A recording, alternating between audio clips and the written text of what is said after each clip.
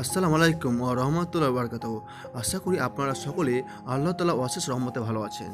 তো আজকে আমার আলোচ্য বিষয় হচ্ছে ফিতরা। ফিতরা সম্পর্কে আমরা অজানা তথ্য জানবো যে কাকে ফিতরা দিতে হবে, কী পরিমাণে ফিতরা দিতে হবে, ফিতরা না দিলে কী হবে।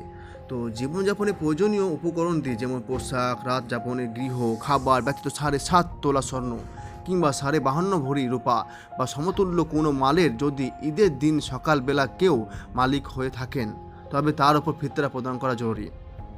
এমনকি উক্ত মাল 1 বছর আগে না হলেও তাতে ফিতরা দিতে হবে। মেয়েদের অলংকারীদের ফতরা।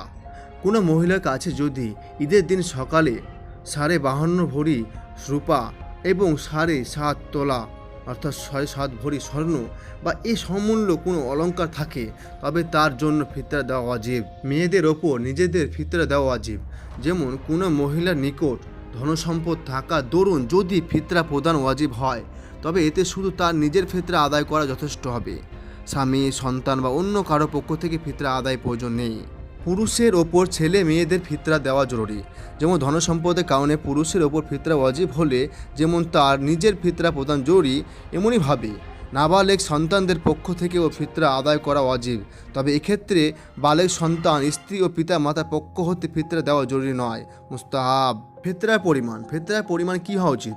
যেমন 1 সের বার 6 টাক, যেমন 1 কেজিতে 63.6 গ্রাম গম বা আটা বা তার মূল্য দান করা হয় ফিতরা আদায় করার জন্য।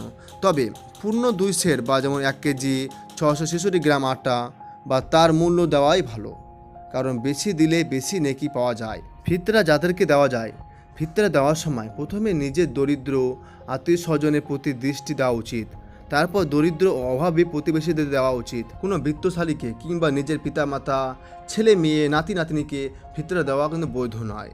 তো আমরা সকলে ফিতরা দিব, না হলে এই বড়কালে এই ভবিষ্যতে এই সোনাগুলো কিন্তু আপনাদের গলায় ঝুলে আসবে সাপ হয়ে।